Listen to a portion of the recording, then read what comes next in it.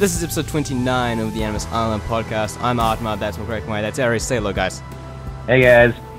Hello. And this week we are joined by subreddit and Twitter user Zero Regen. Say hello. Howdy.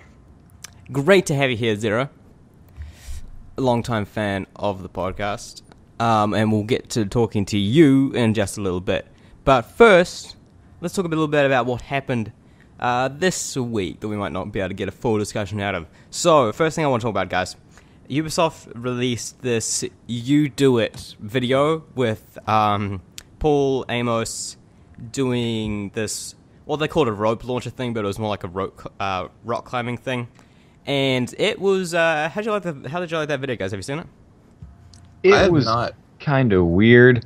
I saw what they were trying to do, and it was like, oh, let's see how the rope launcher works in real life. But none of the things they actually did were related to the rope launcher. As like a behind the scenes, like, hey, watch Gabe and Esco and people climb on ropes and stuff like that was cool. But with regards to the actual rope launcher, it had literally nothing to do with it. Yeah. So I was very confused the whole way through. Like, this is cool, but it's not what they said it was. It is a chance to hear a bit of Esco Blades' sexy voice, though. Which is always welcome. Yeah. That stood out to me in a way, Aries, how it wasn't all that connected. Like, he kept on, like, Paul Amos kept on referring to, like, zip lining across places, and yet at the same time he was just walking on the rope, not, like, hanging underneath it, which stood out to me. Another thing that stands out to me is the title being You Do It, as in capital U, dash D-O, dash I-T, all caps, with a U being Shia would just be proud. the letter U. I even asked on Twitter what exactly it meant and why it was that. It just seems like marketing department silliness. Yeah, I think that they should not try to do the thing that Apple does with the iPad, the iPod, the iPhone, the iPencil, the everything. Mm-hmm. I don't think that works for anybody else.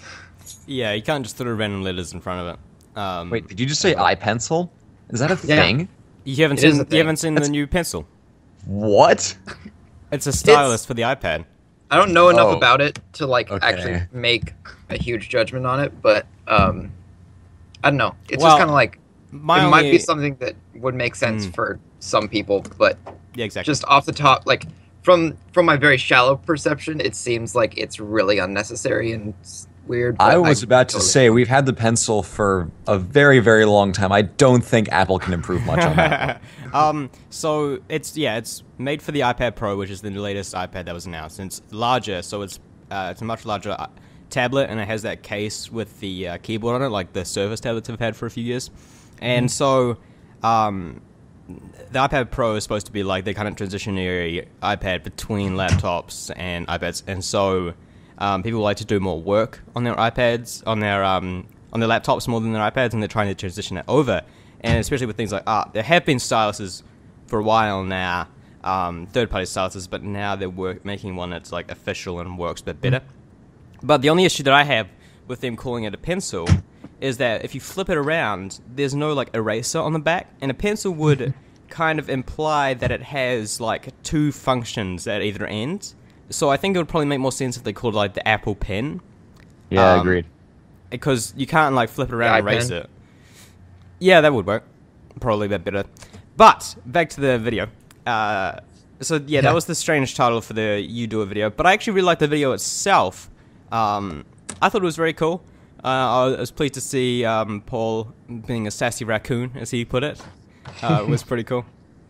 What did you guys think of the content of the video itself, other than the strange parts of it? Well, Do you think it has a place in syndicate marketing, or was it just a little out there? It was kind of there, and it was like, it's behind the scenes, so don't expect much from it. But it seemed very out of left field, and I guess it's cool that we just got to see them, hanging around and being fun. But it did not make sense as a part of any syndicate marketing. And it was Paul Amos in this cosplay I've never heard of before, which I thought was interesting. It was cool to see Gabe and Wait, was that Esco Ricketts presenting. guy from E3? I didn't think it was. I thought Ricketts guy was Rick Bohr, is his name, and this guy was something different. Which is what confused me. If they were going to go for like a cosplay guy, I thought Rick Ball would probably be the main one, since they're already... The rabbit hole deepens. since they're already paying him to do this stuff. It was cool to see Gabe Nesco presenting something like that, even if it was really short. I wonder how much... Like, last year, we did get similar stuff with Unity's marketing, like with the community managers doing parkour and stuff, but they called it like, the devs do it, not you do it. Oh, yeah. Do you it guys almost remember seems to me like... Yeah, I remember that. It almost seems to me like, from my perspective, and would be my reasoning, is like, I want to go rock climbing and have some fun with some guys. Let's film it and say that we're doing something. Yeah, that works too. That's kind of like Adam Sandler's approach, where he takes movie deals based on where they're located, so we can go on vacation there. So that was all that. Zero, did you see the video? What did you think of it? Yeah, I saw it. I kind of agree with everyone else's comments that it was kind of odd, and it doesn't really have a place, I feel, in syndicate marketing, but I liked it because I usually, like last year was with Unity's, I like those, and so I guess it's just kind of cool to see Paul Amos just kind of interacting with everyone else, so that was cool, but he was just kind of climbing ropes and such. Yeah, he seems like a really nice guy in general, actually. Yeah. From what I've seen. And something else I wanted to talk about this week, real quick before we get going, is I've been rewatching Fringe, a sci-fi series, and it's on Netflix. I definitely recommend checking it out if you're into like what they call fringe science, or like pseudosciences, or science fiction. So one thing that I noticed and actually forgot about from Unity's marketing is that I saw in the credits is that Chris Tilton actually composed the soundtrack for Fringe, and so I actually realized I think that may have had his work on Fringe may have had an impact on like why Unity kind of sounds more sci-fi and more like technology or technologically focused. Have you guys heard that? Like, first of all, have any of you seen Fringe before? And have you guys heard that similarity in the Unity soundtrack? Never seen Fringe, but now that you mentioned the sci-fi influences in Unity soundtrack, especially in the intro, I really can kind of hear it now that you mention it. Yeah. So, yeah, I guess. That's one of the reasons I like the Unity soundtrack. I like all the soundtracks, but I think we actually talked about that kind of idea way back when on the soundtrack discussion podcast. Dan and Matt, woo! Yeah, shout out to them. Right on. So any guys want to talk about anything you did this week? What did you guys do?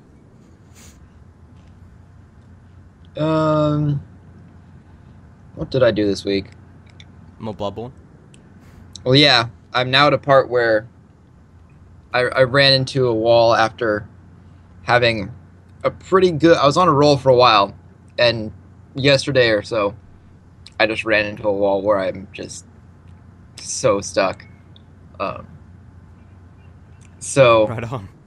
I played the Red Hood for Arkham Knight, which I had not played before, for a break, and I haven't gone back yet. I heard it was short. Yeah, it was super short. It was 3 instances. It was a combat instance, a predator instance, and then another combat instance. The last combat instance was kind of cool mechanically, but I mean, it's not like an amazing thing. The best thing about it is just like, for me with the Arkham games, I've always kind of felt like they make characters feel different really well without like making you feel like you have no idea what you're doing. And they achieved that. That's one of the reasons why I just really like the mechanics of Arkham, for one thing. So if you can serve me up more of those mechanics, then I'm always down. Which is why I even sort of liked the story less. Story can be not very good, like the Batgirl DLC, but I still enjoyed like playing as Batgirl and seeing having a slightly different feel to the game, with that awesome combat. Hey, are you going to play any of the Arkham Knight DLC that's coming out at the moment with all the new skins and Batmobiles? Yeah, that was actually why I went back to it, because there was a lot of that stuff, and I did get the season pass at some point for free. So I'm just going back and I'm like, well, I'll probably replay this at some point. Maybe I'll do a New Game Plus and clear up those achievements. But I haven't quite gotten around to that yet. I really like the look of some of the skins, but we'll see. Zero, I know you wanted to mention something. Yeah, I've been putting a lot of hours into the Phantom Pain, the new Metal Gear, and it's a pretty solid game actually. It's got all those good reviews, and I feel like they're warranted. I've put a lot of time into it. I see what you did there. That's a very solid game. Metal Gear Solid. Yeah. Thank you. Right on. So how are you enjoying it for the most part? Are you? I haven't played it myself, but I heard lots of good things about it. But I also heard a few bad things recently with the story. How are you enjoying the story? I know that Metal Gear's strength, this Metal Gear's strength is its gameplay. But how are you enjoying the story?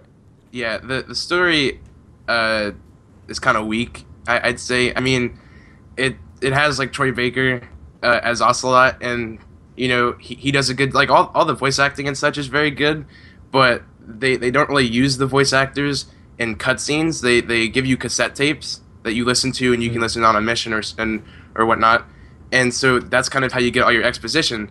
But the cutscenes are also really short, kind of like you'd find in a normal game. The story is kind of weak, especially compared to like how massive and expansive the gameplay is. Yeah, I've heard that, and like I haven't played any of the Metal Gear games personally, but I've heard like in the past, like Metal Gear 4 had like 10-minute cutscenes and things like that. Yeah, very long cutscenes. I had much longer cutscenes. Yeah, and I've played recent Metal Gears in the before, and even though they are kind of wacky and out there, they do have pretty good stories and whatnot. And I think it's just the focus is on gameplay, and the story is kind of toned down a lot in this game. There's still like supernatural elements and stuff, but it only comes up every so often. So, I've just played Ground Zeroes. Like, that's my only experience with Metal Gear. Mm-hmm. I really liked the story you get in that, even though it's brief. And the gameplay seemed pretty intriguing, but like harder than I was expecting. How does the Phantom Pain compare to Ground Zeroes? It's much bigger. Like with the base that you're on in Ground Zeroes, it's like just kind of multiply that. Like you have two different open worlds. Well, not two different, but two different maps. So you have Afghanistan and Africa, and there's bases like I want to say as big as Ground Zeroes one in each of these maps, and so you could just go around Afghanistan and just like do what you did in Ground Zeroes, and the gameplay really allows you to just kind of have fun. And so if Ground Zeroes intrigued you as far as like gameplay mechanics, there's just much more in Phantom Pain because it kind of takes that open world, and also it does go off of the story from Ground Zeroes. It's there, and there is a pretty good like kind of revenge plot you can get into.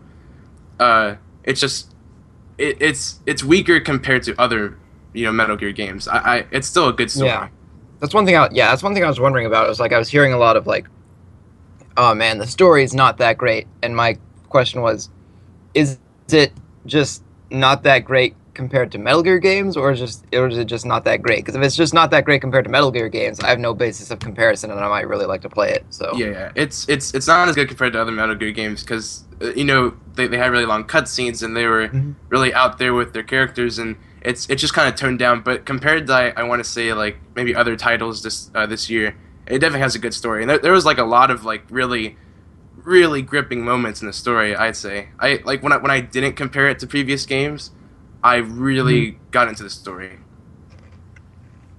Cool. Another thing that happened this week was that we got a big info blowout, including the story trailer, which we won't be talking about in depth here because screw that. But I know that a few of you guys did check it out. So what did you think in broad, vague, general terms? Broad, I think it makes non-specific, vague terms it was super freaking cool, and I'm super excited for it. Yeah, I do think I going off of it so far, it seems like it spoils a lot less than Unity. I mean, we'll see when we actually play the game, but if it's really just like it's like the trailer for a heist movie that's like, here are all the targets. And yeah, they have the little montage thing where they go through all the Templars. It's like, oh, this is so cool. Yeah, I mean, I could see really the listing. excited.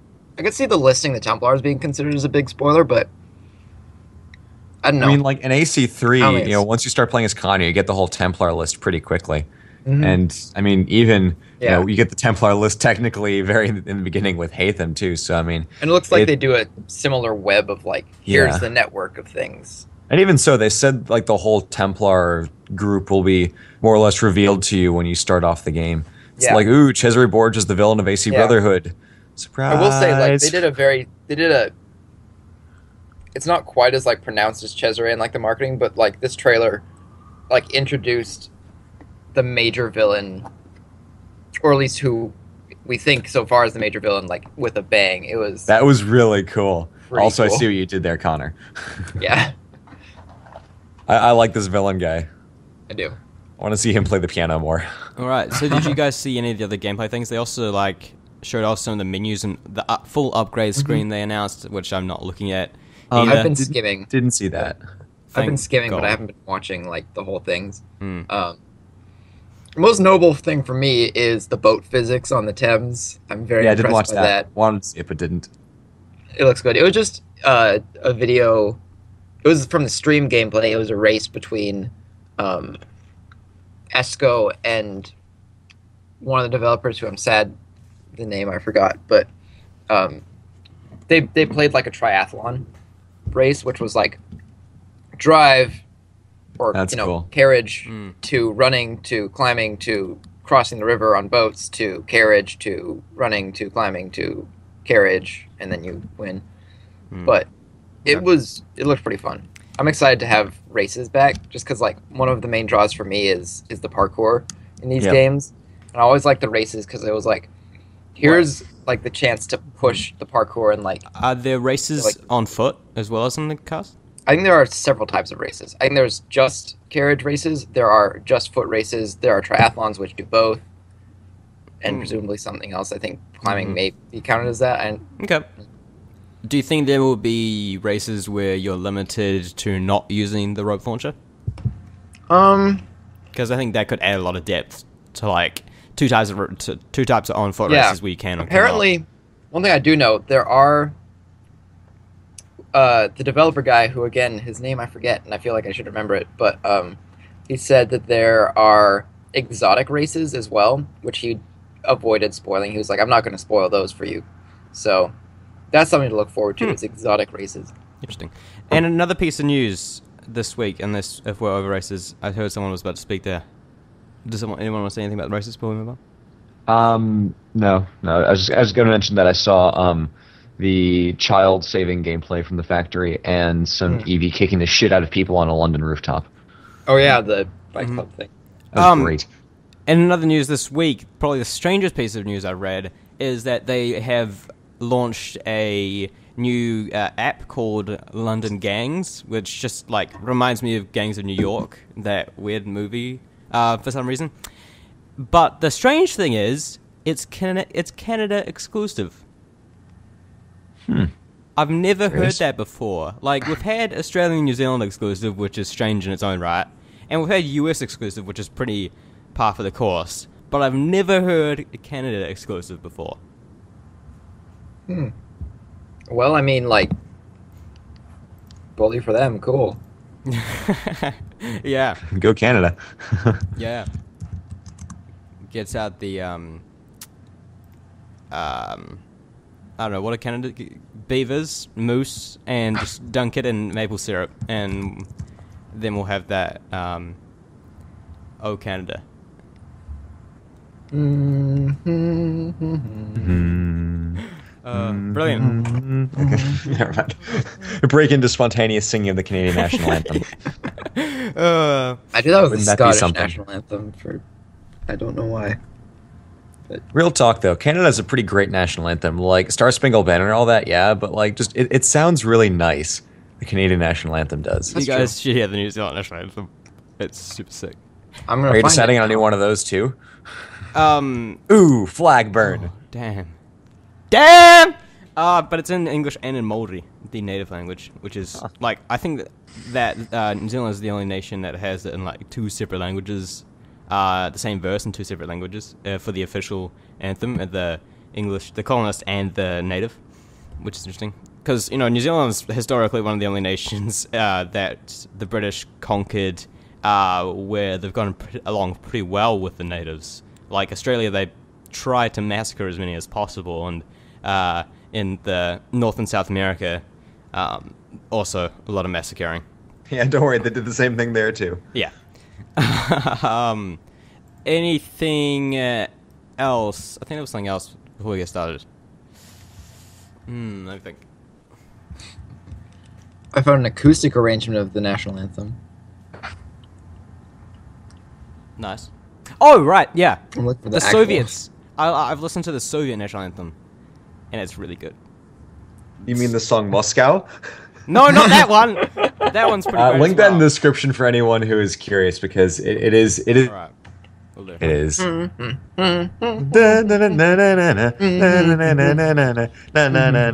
Hey.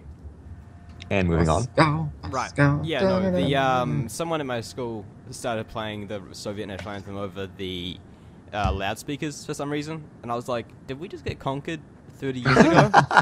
Also, on the subject of Soviets and songs, you should look up. I don't remember if it's Russian or I think it's Soviet history to the Tetris theme song. Oh, yeah, it's Russian It's history. really- And the French have a really good national anthem as well. Just wanted to put that out there. It's super brutal if you read the translation. Really? Yeah. Yeah, it's Oh a cool my Oh national yeah, I anthem. remember that. There's like Yeah. it's absolutely metal how insane and gratuitous they are in their acts of violence in this national anthem. All right. Slovakia also has a really crazy one. Maybe that's what I'm thinking of.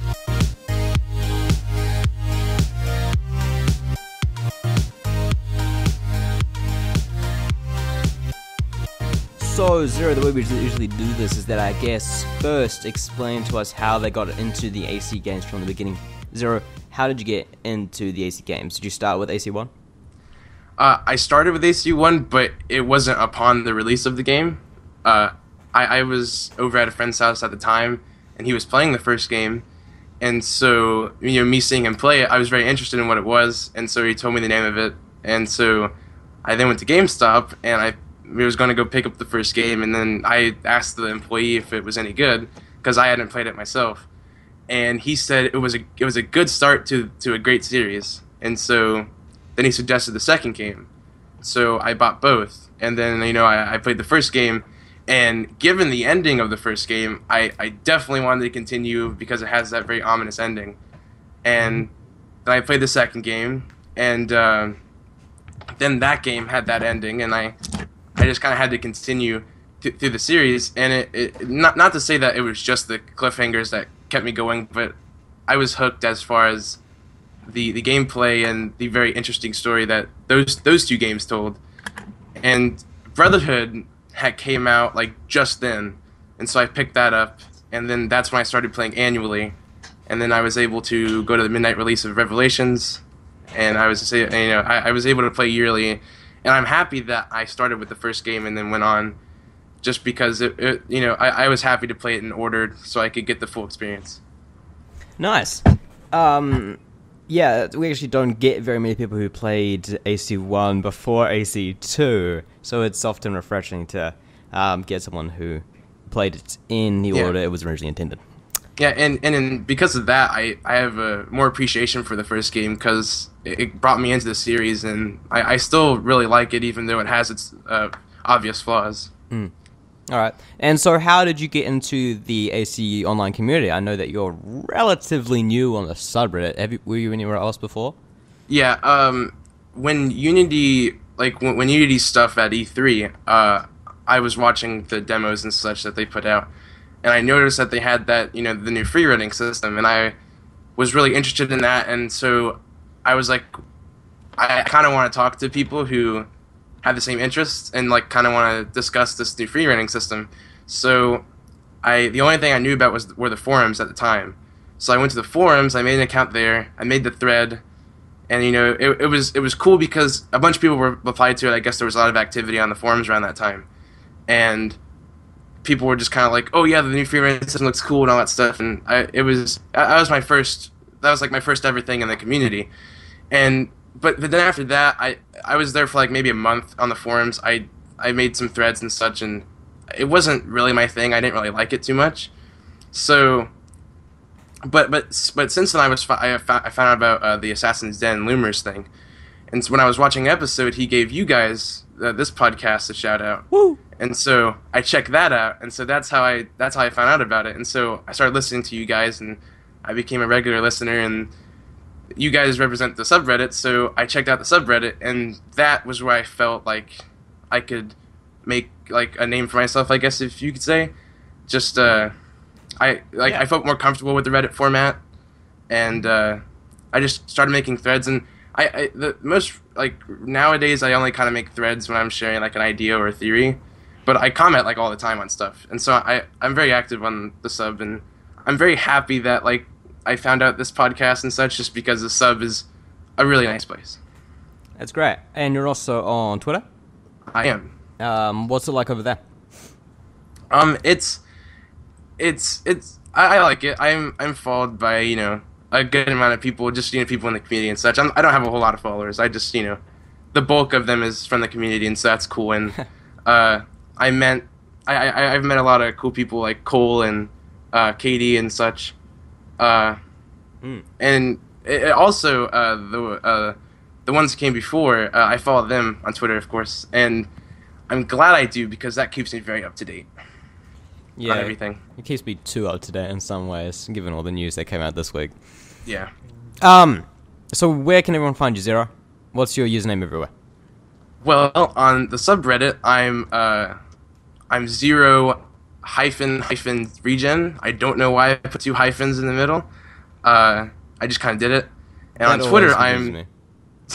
When I'm trying to contact you on things, because you're like on Twitter, it's different, and so I always put it in there, and I have to like try it, and then I have to find like a time that you commented.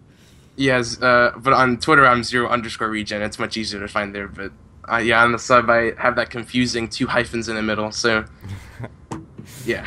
Yeah, not too much of an issue though. So, last thing I want to know from you is, what has Assassin's Creed done for you? Well, before playing the first game, I had an Xbox 360. I never really touched it, though. I never had anything that really like made me want to play it for long periods of time. And so after playing the first Assassin's Creed, and I had the second one already, so I popped that in, and it's like it got me real. I want to say it made me kind of like a gamer, because I had always played games, of course, but I was never that into it. But then after playing the first game and the second game, I felt like I had a favorite series of good games, and that kind of led me to find other Ubisoft games, and so it just got me to where like I was playing a lot more games, and I was on my console a lot more, and so it definitely helped me get more into games than I was before finding the series. Nice. Now we have a question from Katie, who would like to know, when Syndicate comes out, how are you going to handle it on the podcast? Are you going to be spoiler-free for a certain amount of time, go full-on spoilers, talk about a segment per week, or something else entirely? So, the way we're going to handle this is October 23rd, which is episode 33. That is Syndicate's release day. And so for that weekend, we'll probably all get a few hours in, max. So we're just going to talk about first impressions, gameplay, things like that. So you can expect that on the Sunday after Syndicate's release. Then, October 30th, episode 34, we're going to do a normal episode. No spoilers, anything like that. We'll probably talk some more about Syndicate because we'll be playing it a ton. Then, November 6th... Mostly gameplay. Kind of like how we handled Chronicles China. Then, November 6th, episode 35, we're going to go full-on spoiler cast. Episode 35 will be just chock full of spoilers. And so you have 2 weeks from release to get it knocked out, and then we'll release a full spoiler-filled discussion. And I hope to God that we can finish it by then, because school. Yeah. It's enough time for me to do a leisurely sort of playthrough, probably missing some of the side stuff, but doing a lot, and it's enough for Ares to just do the story. So, yeah, Sorry I'm proud of me being able to finish Arkham Knight in a nice solid week and a half, 2 weeks. I'm proud of that. It will also depend on Syndicate's length, which we don't know yet. Yes. We know it's like 9 sequences, I think. Yeah, we don't know anything about the memories. Sequence length could mean anything. Yeah. Yeah, I'd rather have more memories per sequence, especially like Unity had a bunch of sequences, but each sequence was like 3 memories, and it was like, okay, here's a Templar. But I think also, since we know so much of Syndicate's gameplay is in the side content, having a shorter main story may have no bearing on the overall length of the game. Because, like, you know, taking all like gang hideouts and stuff like that can still add up to a very long amount of time. It does seem like there was but okay, somewhere there's a picture that shows that there are like in just one district there are 132 collectibles. We're not going to talk about the collectibles right now. I'm going to have to. No, but it's my point is like it seems like it's a lot better balanced with like actual stuff to do rather than just places to go. Yeah, we'll definitely have to talk about that after release. That'll probably be one of the things that we talk about. That's probably going to be the middle. Gonna be like, God damn it! All these, I don't even know what the things are. But so sorry to our PC listeners who will have to miss episode 35 unless you enjoy spoilers.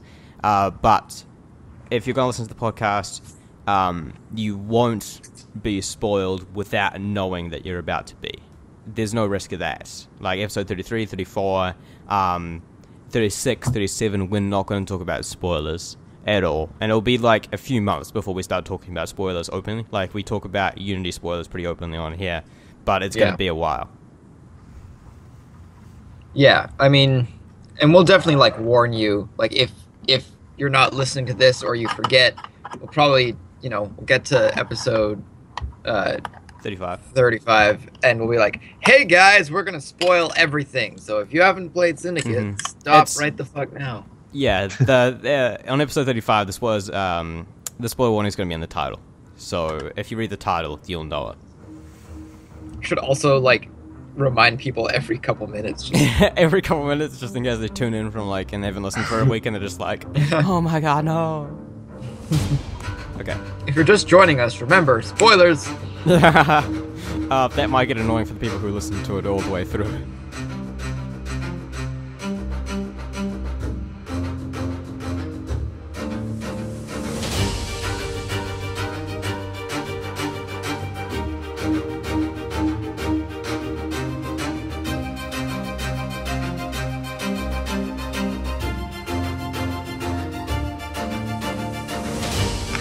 Once more, we have a weekly discussion thread.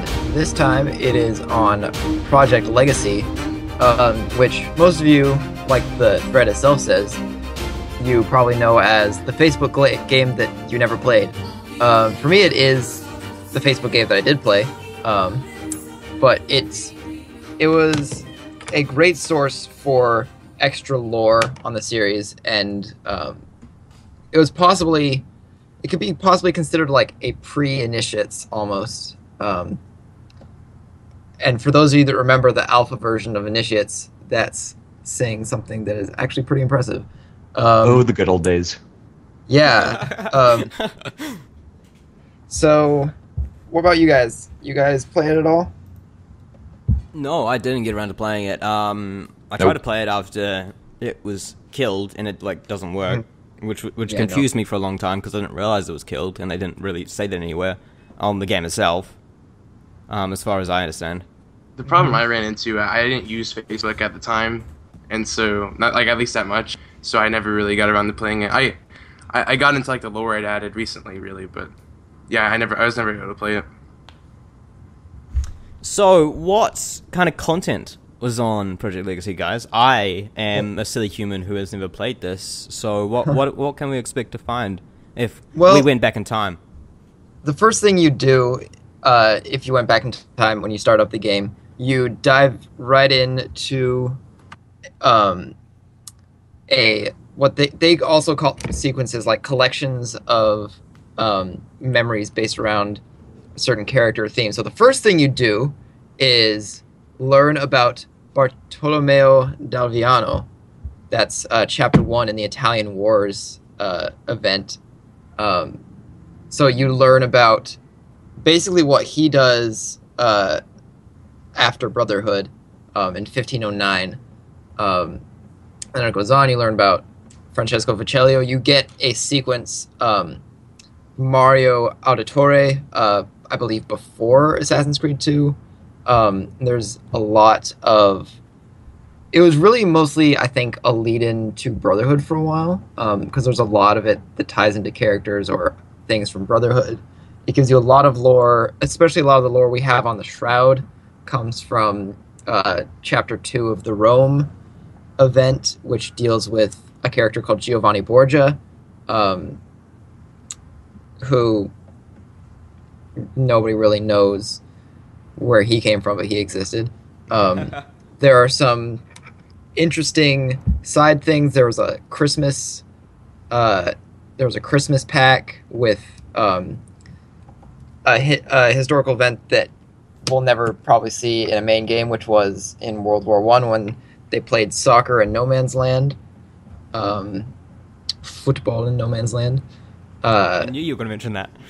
Yeah, there you get into there's an entire sequence that you can actually, it's on a computer in AC4 and you can read it. That's the divine science thing.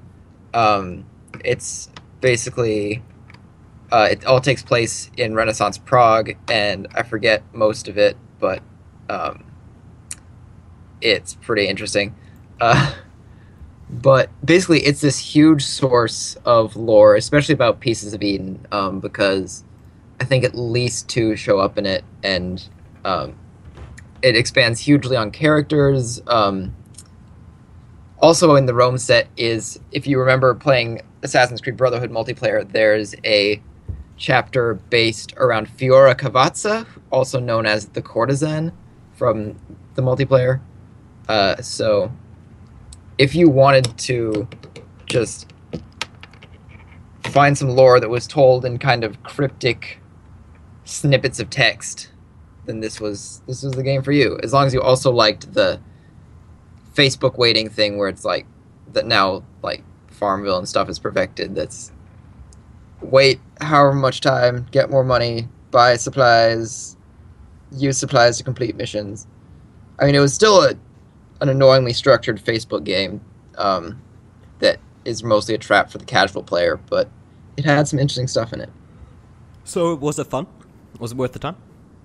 I think it was kind of worth the time. It was a nice layout. I liked the look of it a lot. Getting at a certain point, you would get to a point where it's really hard to get the resources to do things that you want to do without taking a long time. I don't remember if you could spend money, but I expect you probably could. But it was really interesting at the time. There were some tie-ins, like with it.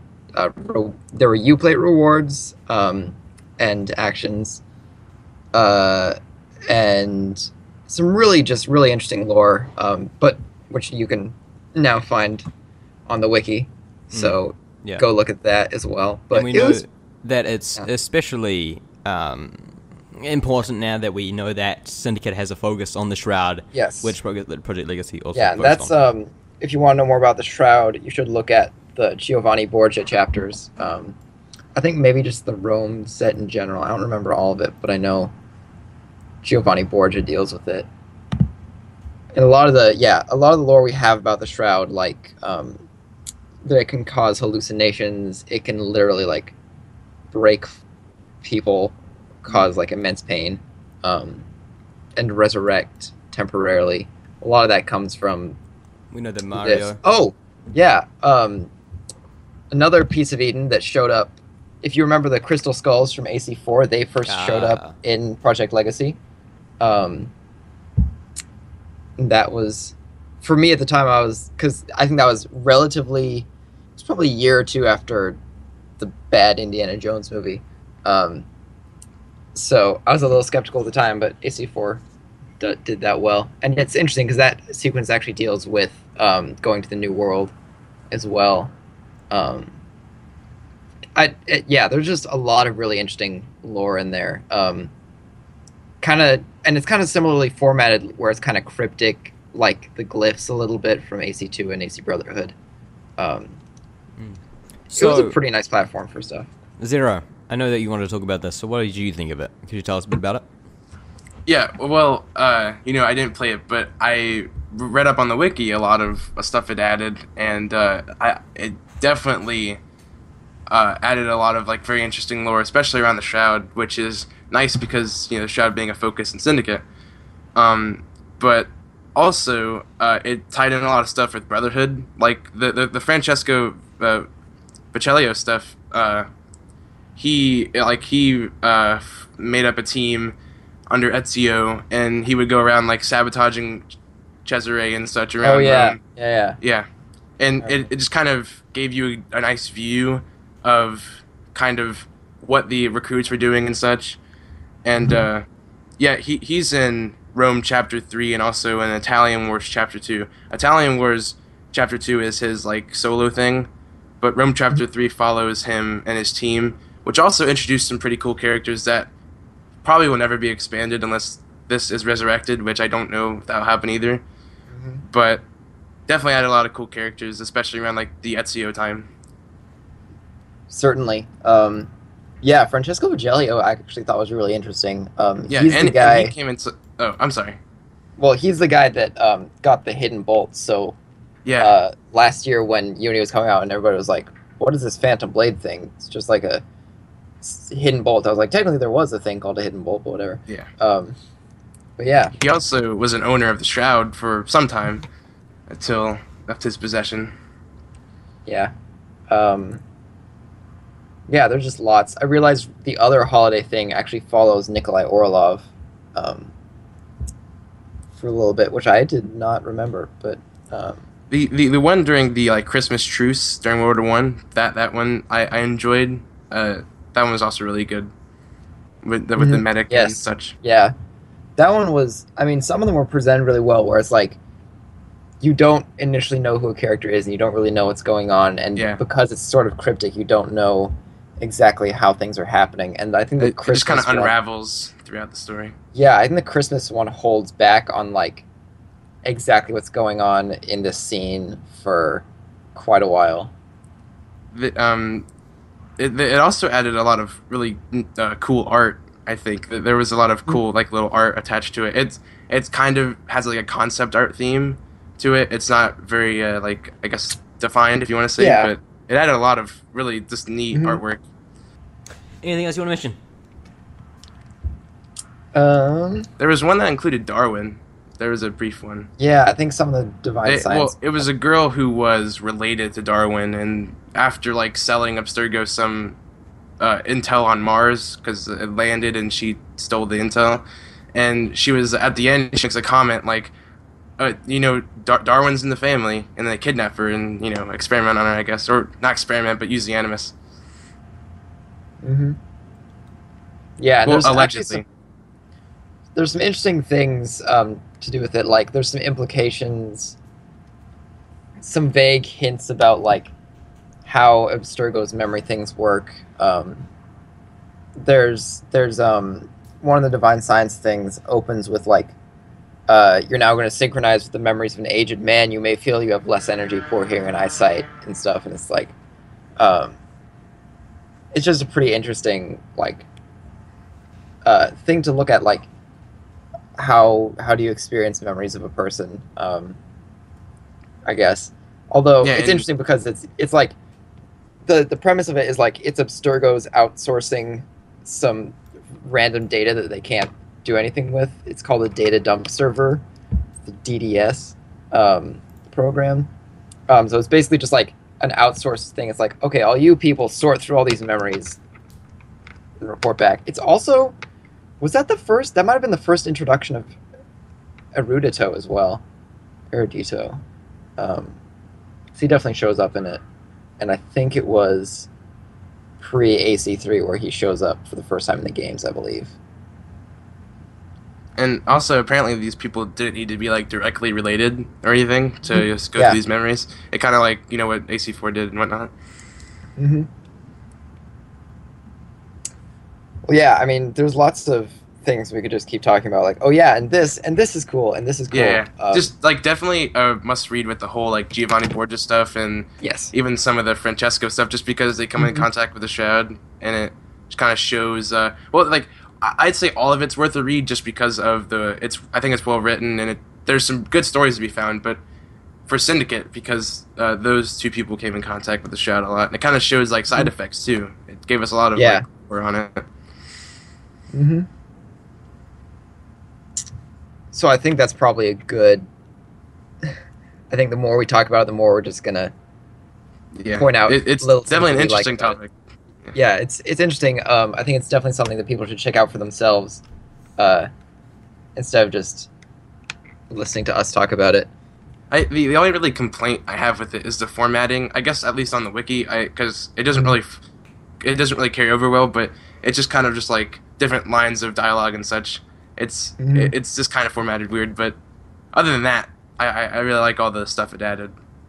Like Francesco, like he's only expanded through Project Legacy, but he's one of my favorite characters just because of the idea of him and he had a team and such. It's just really Okay. So, sorry. Go ahead. Oh no, I was just gonna say that since he came into contact with the Shroud, hopefully we might get some stuff like a database entry or something in Syndicate. More info on him, perhaps. Would you guys like to see Ubisoft take this information in the future? Do you think that they could try and fix up Project Legacy and make a new version, or do you think that they could just leave it all on the wiki? Do you think they could implement it into the games? I think they should take the idea of Project Legacy and put it back into the games, like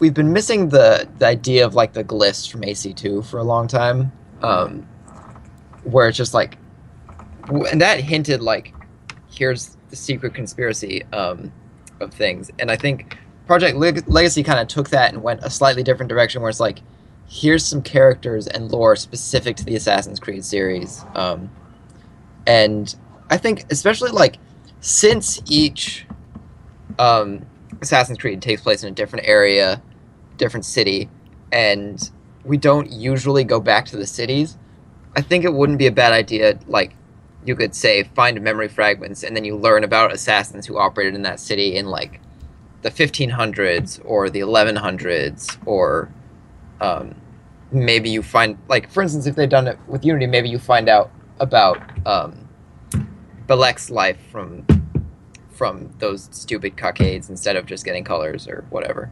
I think it could be a really interesting way to expand on the lore, without making people read 1,000 books. Yeah, it could also make collectibles a little bit more meaningful as well. I was just about to say, you could get unlocks based on certain amounts of collectibles. So sort of like the Christina memories in AC Brotherhood, based on, I think it was feathers or something. Or like the Desmond's Journey. Basically the same thing. The principle of however much you collect, you get little database entries unlocked at this and this levels. That'd be really cool. Yeah, and I believe that we're actually going to get that with Eevee in Syndicate. Yeah, nice. Now that's something I'm really excited for. Rogue did it the same way with the war letters. I like that. That was cool. I still haven't read those. I need to get around to doing that. You should read them. I need. They're probably on the wiki. Yeah. Oh so man, you don't even have to play the game. I need to find the time. I mean, I think if I guess a Project Legacy 2.0, if it was consistently well written, like Project Legacy, I would really welcome a second one, just because it introduced a lot of cool characters without necessarily needing the basic game around them. And if it could just maybe expand on, because like it also did a good job at expanding on characters in the Ezio games, along with Brotherhood, it kind of went on these characters, especially with the multiplayer character, the courtesan. They kind of gave her a background. Oh yeah. Oh, yeah, man. Even I mean, because the courtesan and the Harlequins eventually showed up, but the Harlequin and the Harlequin didn't like get a specific mission in Brotherhood like a lot of the other multiplayer characters did, and neither did the courtesan. And basically, the courtesan sequence kind of talks about like what they did, and it's actually, to me, it was more interesting than the missions in Brotherhood because they actually had a story. Whereas the missions in Brotherhood, it was like, oh, random acts of aggression by this one guy, go kill him.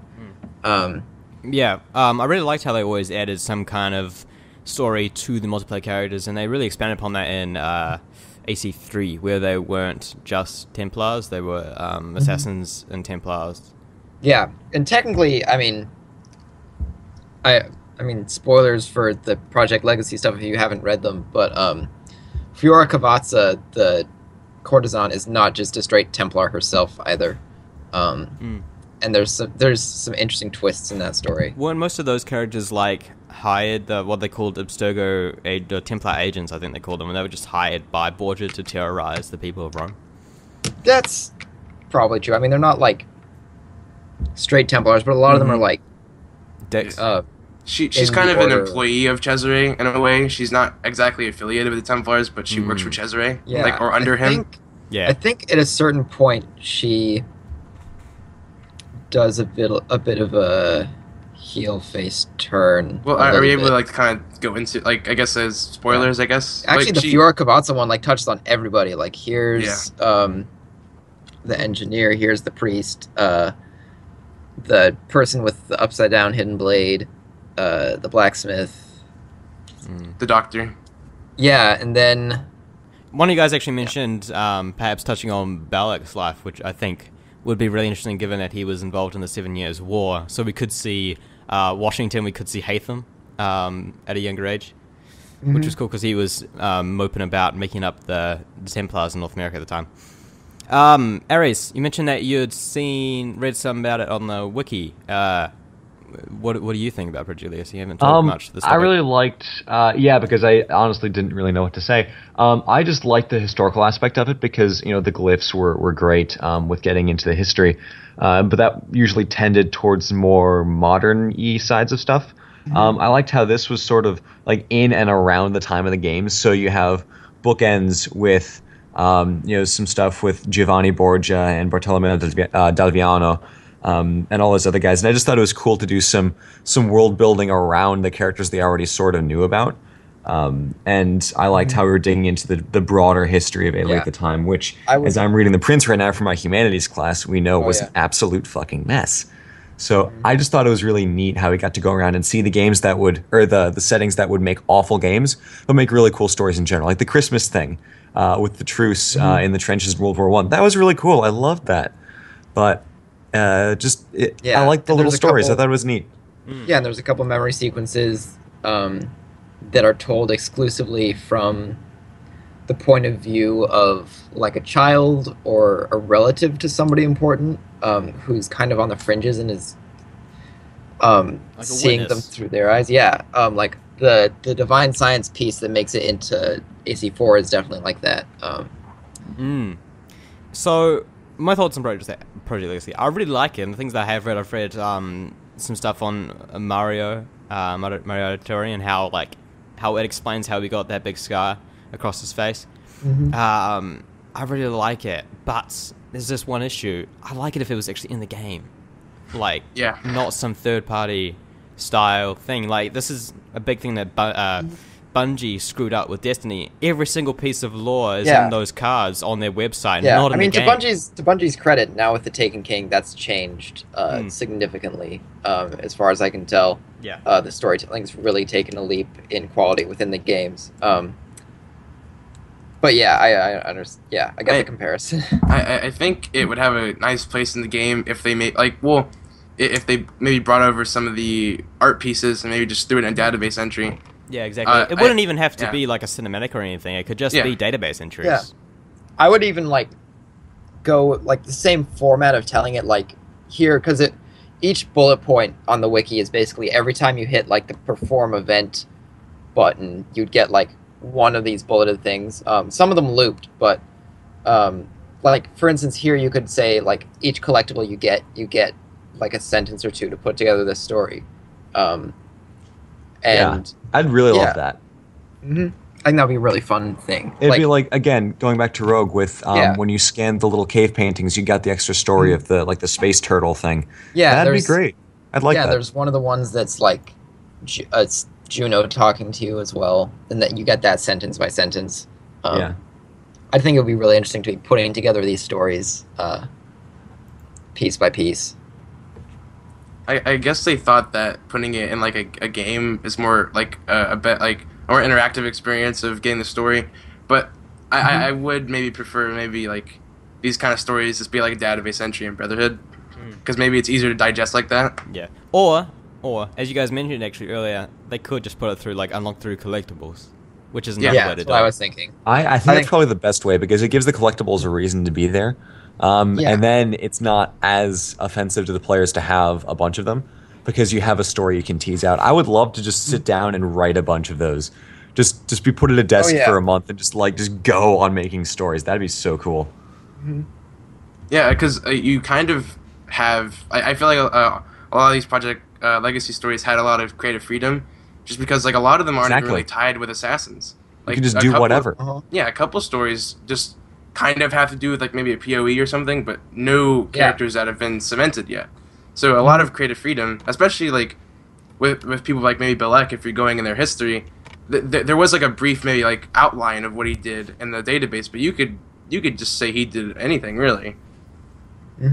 Yeah, I mean, for instance, like one thing you notice like looking back at these is that some of them are a lot darker than anything we've seen in the games. Definitely. Like the Nikolai Orlov story goes pretty dark.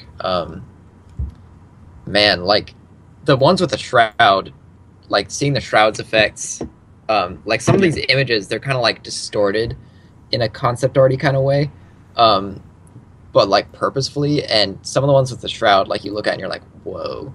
Yeah, there's one like where you kind of see the shrouds, like what it looks like when it's healing someone, and that art is very clear. It's a really good piece just because it gave me a good idea of like, oh, that's what the shroud looks like when it's healing someone or when it's wrapped around someone. Also, like kind of size wise, you got to see like how big it is.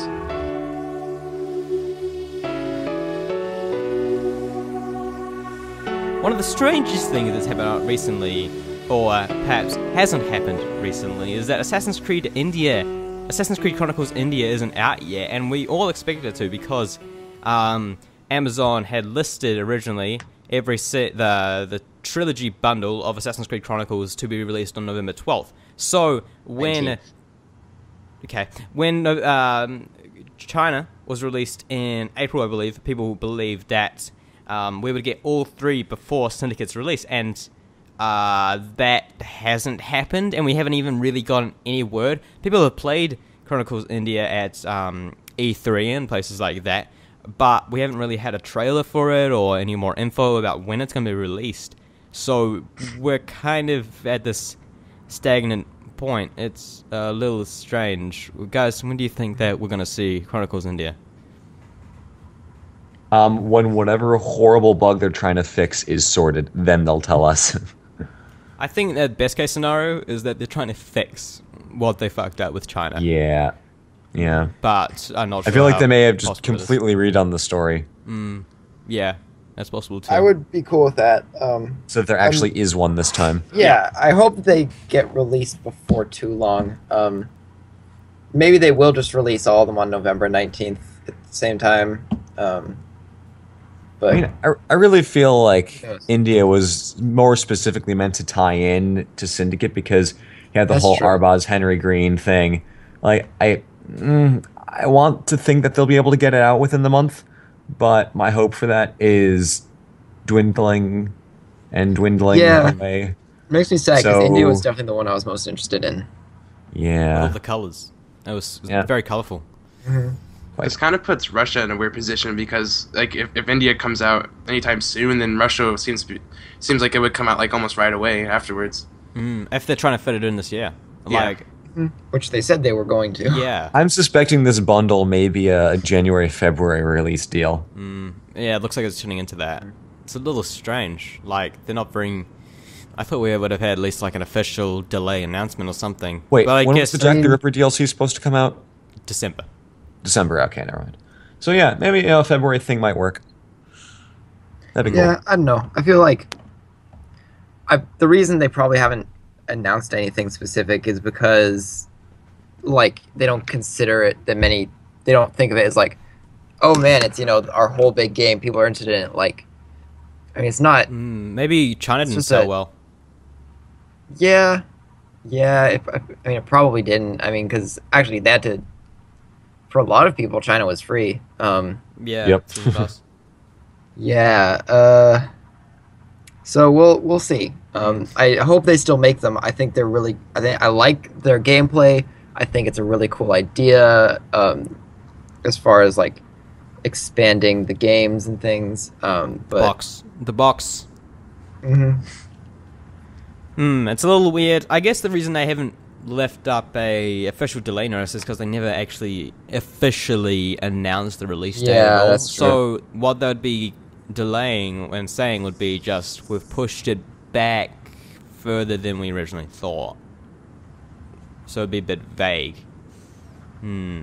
It's interesting. I really hope they get it all out before 2016, but I'm not sure unless, as you said, Zero, unless they go like India and then within a month Russia's released, which I think would be even weirder if we have like this 3-month stagnation between China and then India and Russia. Would just be kind of strange. I think that's really probably going to be the only way that we get it this year, which is unfortunate. And as you guys mentioned, it was supposed to have India was going to tie into Syndicate, so I thought it would come out before it as like as a way to help build up the marketing for Syndicate, as like extra marketing and hype building. Yet, if it's coming out afterwards, I guess it's just like then Syndicate's a hype building for Chronicles India, which is not the way I thought they would want to handle that. It doesn't seem like they had like at least a for sure schedule on how to release these. At least after China, maybe they did, but after China, things maybe had to stop a bit to improve on India. Yeah. I'd really love to be like a fly on the wall in Climax. Isn't that the guys who are making Climax? Studios over the course of this development. Like, I'd love to just hear what went wrong with China and why Roger Craig-Smith isn't in it, and I'd love to just find out what's going on right now. Another thing that's weird is that if like all this time has been spent on India, then maybe like how far is Russia along? Because that was also slated for like after India, but if India has taken much more time than they thought, when are we gonna get Russia? That might take even longer as well. Yeah, so as Aries, maybe you said maybe it'll be January, February, or we'll get all three at once. Finally, we'll get the final birthday bundle. to me. Yeah, great.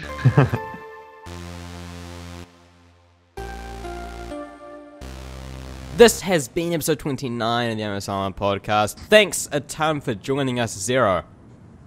You are very welcome. Thank you for having me. It was a ton of fun. Hopefully, we'll be able to get another guest on next week. We'll definitely have to get you back for some other episode at some point, sometime, when. The music in this episode is by Shock Atlas, which is on SoundCloud. You can reach us on the Assassin's Creed subreddit, which is assassinscreed.reddit.com or reddit.com/Assassin's Creed, as well as on Twitter and through our email, amazonpodcast@gmail.com. If you'd like to be a guest or would like to ask us a question on the show, then you can contact us in any of these ways or any of the ways that are in the description. Zero, could you just reiterate for us how exactly people can find you? Well, on the sub, I am capital Z0 hyphen. I know it's confusing. Capital R Regen, and on Twitter I'm just same thing but with an underscore in the middle, and that's where I am on Twitter, and I'm pretty active on Twitter too. So, yeah. Great. Thank you as usual, Aries and McCracken White, for coming on talking to me about all things AC. You're welcome. And thank you for not going too in depth on the story trailer, because that scares me. We will see all of you listeners next week. Thanks for joining us. See ya.